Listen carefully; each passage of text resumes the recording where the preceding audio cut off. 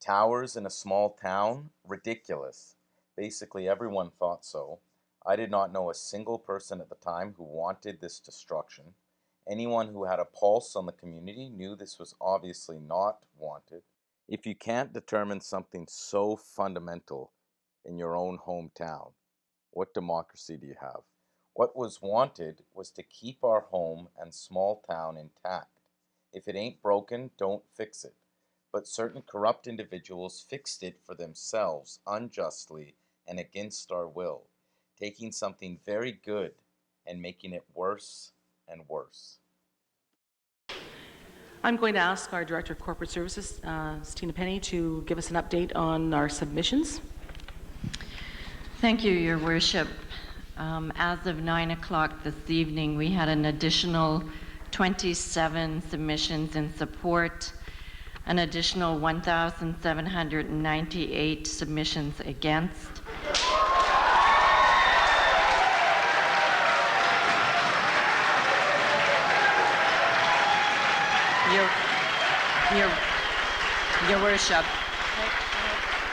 Your Worship, there was also 7 submissions just providing comments. At the time, I did an art photography project. I went around and took pictures early in the morning in most cases and got them developed and put them on this cardstock poster paper you can see here, along with quotes. It's too bad I didn't take pictures of the people more because, or at all, really, for the most part, because people are the community. But I took pictures of the place, so the photographs are the place, and then the quotes, that's the voice. That's us that fill the photographs and fill the streets of people in the community commenting about this fundamental change that was being imposed against our will in a so-called democracy. And I also brought in some quotes from the developer, the city council, and the newspaper, and that around this project of the towers being proposed by Boza Development on our main street, Johnston Road. It's also called 152nd Street. In 2003, my husband and I went traveling for 1.5 years, and when we returned, we were shocked by the amount of development that had occurred in South Surrey while we were gone. At the time, there was completely inappropriate and crazy destruction going on in South Surrey and White Rock, building out into the farmlands and nature, essentially extending the border of our town, building up with apartment towers, and it wasn't a fit for our town. We didn't want it. The city councillors in both the city of Surrey and the city of White Rock who voted for this inappropriate construction were voted out the next election. The new buildings were not taken down. We, like many other White Rock residents, did not want to live in an urban area like Vancouver's West End. Over the years, as changes were made to the OCP, we started getting a few taller buildings. Then more changes were made to the OCP and we started to get worried. But in the lead up to the November 2002 election campaign, mayoral candidate Judy Forrester was quoted in the Peace Arch News as saying there would never be high-rises in White Rock. I don't know what the actual definition of a high-rise is, but 19, 17, and 14-story buildings definitely qualify as high-rise. This is clear. People don't want the high-rise in the city. Some photos are unfortunately missing, like of City Hall and other places I took. The photos are from 2006. When I bring in the council meeting, that's from October 2005. I'm also including some photos from a document released by the City of White Rock. And I'm speaking now in January 2024, but I won't get into the aftermath in this video or all the continued and new destruction that has followed since. This video is the area before the first tower on Johnston Road, White Rock, South Surrey, 2005 and 2006. So first I'll explain about the town. The peninsula community of White Rock and South Surrey in the province of British Columbia, Canada, was a small town by the sea, surrounded by farmland and nature on all sides. White Rock proper had its own city council with councillors and a mayor. Then there was the city of Surrey with its council.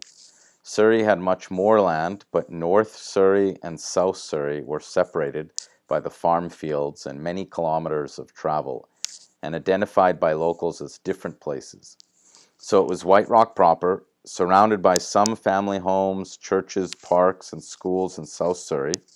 Often those living in South Surrey lived just a block, 2 or 3 blocks from White Rock's official border. Then beyond that, fields, trees, and farmland. That was the town. It was common to see a sign in South Surrey that read White Rock, or even a sign in White Rock that included the name South Surrey.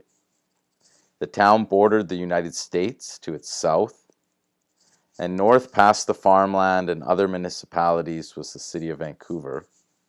The people living here in White Rock and South Surrey were Canadian in the vast, vast majority.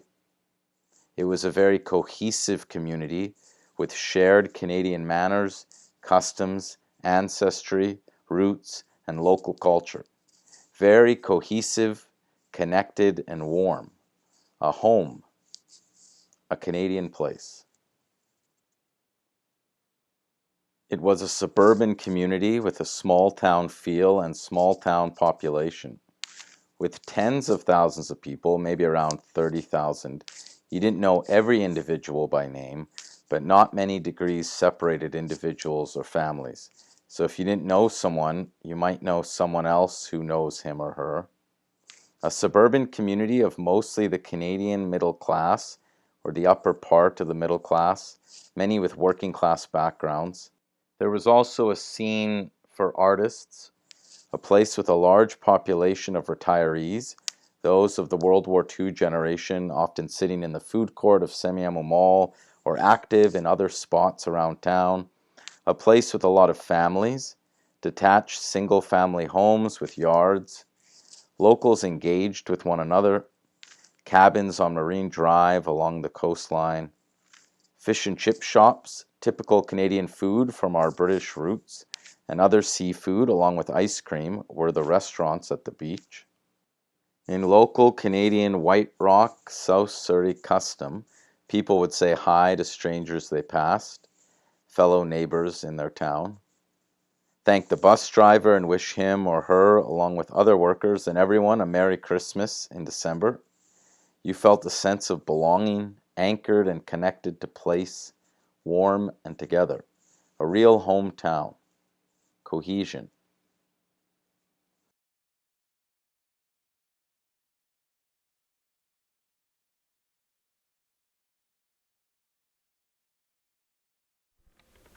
I don't know if you're calling me. I'm Hazel Uchik. Is that it? Taya Hazel. You? Okay. Right. Taya Hazel, 15933 Pacific Place. I know I'm younger. I know my age probably doesn't work to my advantage here, but I'd like to speak on behalf of a larger group of my peers, the Earl Marriott Secondary Environment Club, and pretty much all of today's youth in White Rock. We are highly opposed to the BOSA project. In the future, we will be the ones who have to deal with all the problems this is going to cause. So on behalf of my entire age group, thank you.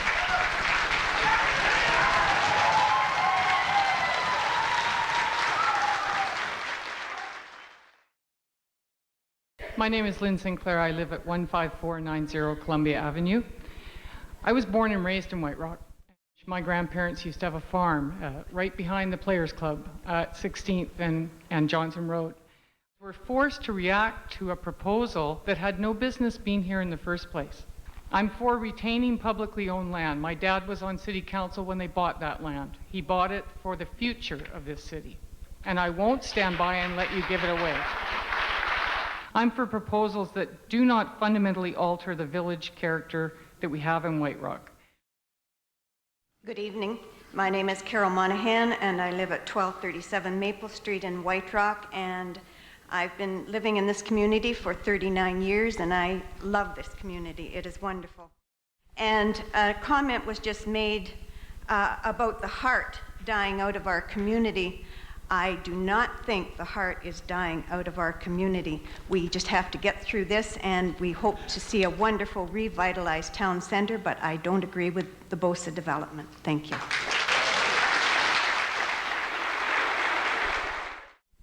Madam Mayor and Council, my name is Peggy Douglas. I live at 1371 Foster Street. I've lived there for 17 years. This development displays a ghastly lack of intelligence and should not be considered a fait accompli, as our taxpayers of White Rock have been betrayed by our mayor and some members of council who have refused over many years to consider our numerous democratic requests for the intelligent type of development we want and need in Upper Town Centre. We pay our mayor a good salary for her part-time job, which is to interpret our wishes, not her own. Her promises of "I will listen to the people" have been hollow ones indeed. Against our wishes, she courts a large developer who is only interested in money and not the character of our city, and who has foisted upon us a plan suited only to Yaletown and Vancouver, a plan which will desecrate and pollute our unique gem of a city which has so much promise. A referendum has been denied us on this major historic change to our city. This plan and the 20-story range is an insult to White Rock owners. We have a right as taxpayers to reasonable and aesthetic design which is in harmony with the character of White Rock and the choice of our majority. Thank you. What I would like to see is a development that honors the uniqueness of White Rock. The city-owned land at town centre may not have an actual covenant on it, but as public land, there is an unwritten covenant that should ensure that it is always owned by the people of White Rock and used for their benefit.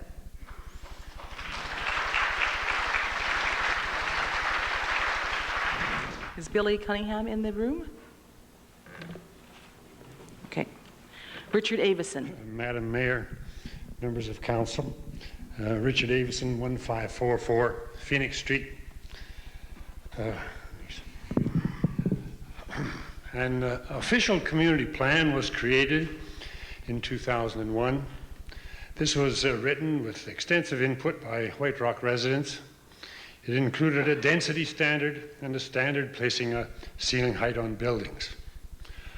More recently, council has seen fit to modify the height standard so established and may be willing to apply the density standard in a way that stretches the envelope.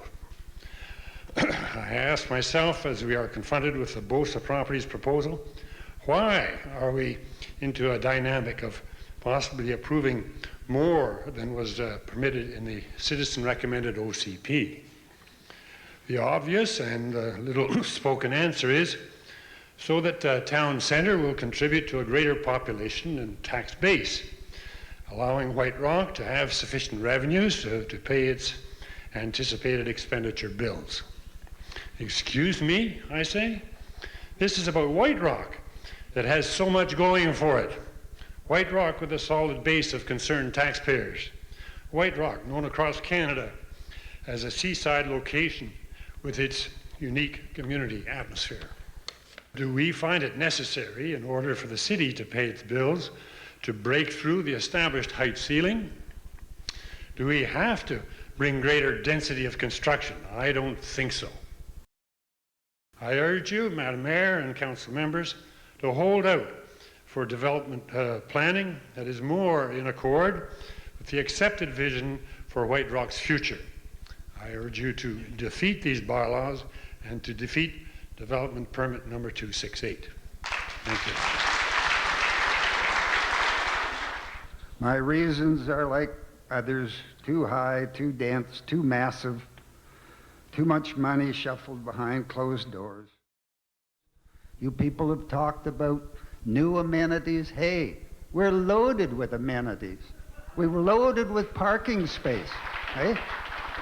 We can walk there, we can drive there, there's freedom of movement of traffic. We are at 19,750 people today. We can add maybe 250, and we're going to be at that point where 3 years ago we said we wouldn't build beyond. So I ask this council to seriously consider the wishes of the people of White Rock in that area. Good evening. My name is John Primrose. I live on Winter Street, White Rock, 1355 Winter Street. This is a letter of protest regarding the Bosa White Rock Town Center development. I'm very much against the plan. White Rock City government is mainly thinking about additional taxes to be gained from future condo unit buyers and merchants. But the old merchants of the mall would likely have to pay much stiffer lease money than currently, I'm guessing. Some may pull out because of that. Meanwhile, the citizenry will lose out on the small town ambience of White Rock that most of us hold so dear. We don't want to live in another Vancouver West End or Metro Town. If the Bosa proposal goes through, other high-rise developers will pay close attention to the mindset of City Hall politicians. Then, Lord help us, as our small town ambience goes to hell in a handbasket. Bosavilles are going to be built. The credit union thing's already been put before you people. As soon as those two go through, there's 4 or 5 more waiting in the wings. Let's not forget that White Rock is 60% seniors, and that group's presence has grown and grown the last several years to get up to that 60%.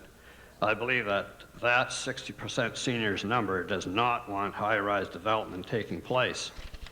And forget about phony surveys carefully, deliberately, deceptively asking, do you prefer 12 stories or 19 stories? More honestly and accurately, a survey should ask, do you or do you not want any high-rise condo towers at the Hillcrest Mall location? That approach in a questionnaire would give an accurate reading of public opinion. Thank you, Mr. Primrose. Madam Mayor, honorable councillors, do you hear us? I'm opposed to the big development. I'm opposed to high rises and high density. High density means less livability. Mayor and Council, my name's Dawn Shuttle and I live at 15370 Pacific Avenue. I am also opposed to the Bosa development. Like many others, I believe the towers are too high and the density is too high as well. Also, I have yet to see a business plan which explains how accepting the Bosa proposal is actually going to invigorate the area. Personally, I think it's going to be the opposite. We had the opportunity to talk to just about 90% of the business owners downtown. They were doing well. The Bosa project came along and rents tripled. We've already lost the cycle shop, he's gone. A restaurant or two is looking for a new place to live. If everybody on this side of the room would get up and get in their cars, and let's all go down to the town center, what's going to happen? They're talking about that all day long. This isn't for White Rock. I think we can use a little more common sense, maybe a little bit lower densities, lower buildings, whatever. This is not for the common people. This is for Bosa. Thank you. Also, finally, the Bosa proposal has not received wide support in 2 recent surveys, despite an obvious pro-Bosa development slant to the questions. The community is neither torn nor confused. The results of the survey clearly indicate not an aversion to change, but simply that the community likes White Rock as it is, a small town community, and would prefer development that falls within its voter-approved height levels and density levels. It is perfectly feasible to develop White Rock Centre within those limits. The decision on the Bosa proposal has long-term implications. I propose that you guys need conflict resolution, and I have happened to take the course. Okay? Shirley Adrasic, 15376 Columbia Avenue, White Rock. It's a no from our home. We love our home here in White Rock. But this developer's proposal is too dense and too high. I can't put it any more simply. Number 2, council proponents are ignoring their own town center questionnaire poll results. I would like to say that I live in the town center, and I will have to look at these awful buildings every day. And actually, the question of height and density is the issue, and council should have a referendum on this issue. Number 4, The BOSA proposal is the only proposal that council has presented to us as White Rock citizens. Citizens are being given no alternatives of more livable, lower height, lower density developments. This proposal is about the developer's desire for density and to increase profit. This is not about the best interests and desires of White Rock citizens. Thank you. Democracy is defined in Webster's dictionary as a form of government for the people by the will of the majority of the people. You, the councillors, and you, Madam Mayor, were elected to represent the people. 1,906 opposed, 96 in favor. I would just like to say it's about democracy here, and I would like to ask council to think about democracy, think about the people that you represent. At the last election, this city council did not receive a mandate to go forward with a project of this height and density. I ask the city council to listen to the citizens who have said they are opposed to this development proposal. At the very least, please respect the democratic process and postpone your decision until after the election. That is the right thing to do. Thank you. I too am a parent. I am a homeowner at 14757 Marine Drive, and I worry about the foundation that we're building for the future generations. The legacy that you are represented to leave for our children, for our future, is important to each and every one of us. Because even though we are the third densest city in the GVRD, we present as a small town. We live close to our neighbors, but our town center is on a people-friendly human scale. At present, the beach is also on a human scale. This would ruin the pier experience. I believe that these towers will also be seen from other parts of the promenade, but the city has not required an illustration of this. Should this development proceed, my family will be looking for a new place to call home, as will my neighbor and my parents. It doesn't seem fair that a new development should change the character of a city so much that residents are forced to move elsewhere. My city council will have the courage to preserve an alternative to urban density. I beg you to make a democratic decision. Words from an old song. We are selling our souls to the company store and getting deeper and deeper in debt. So stop and think of where we were going with this project. Years of turmoil. I got to the point where I heard so many items in opposition, I decided to put this in a form of poetry. That's a new twist, isn't it? So here we are at another hearing. I hope it doesn't turn out the way I'm fearing. I know you're here because I can see you sitting. But will you react as the residents see fitting? Or is it just to fill some space and let the developer take the place? Our numbers are okay as the region dictates. So for now, it won't hurt if we put on the brakes. I'm not against development. Some lots must be filled, but not the numbers that give residents the chills. 19 stories is a way too high, and the developer sells all and says goodbye. So tell them the limit has already been set, and he'll still profit out with a hefty net.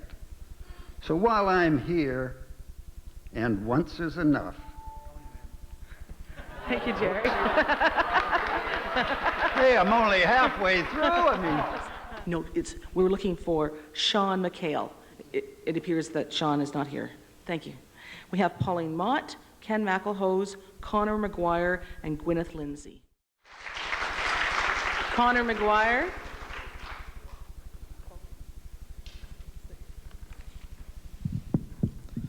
First of all, I'd like to congratulate BOSA on designing a beautiful podium. Unfortunately, it's not the first two stories that I'm here to talk about.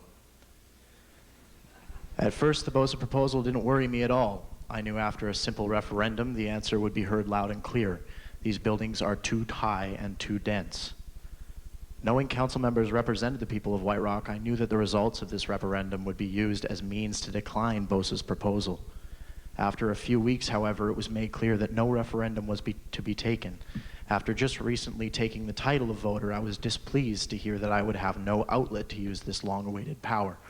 The fate of my town was to be decided for me by the highest bidder. After being tricked into the false dichotomy of high-rises equal a more lively city and no high-rises equal the ultimate downfall of White Rock, the results of the $17,000 surveys still return with the majority rules. Council is at risk of sacrificing the beauty of this city for the satisfaction of the minority.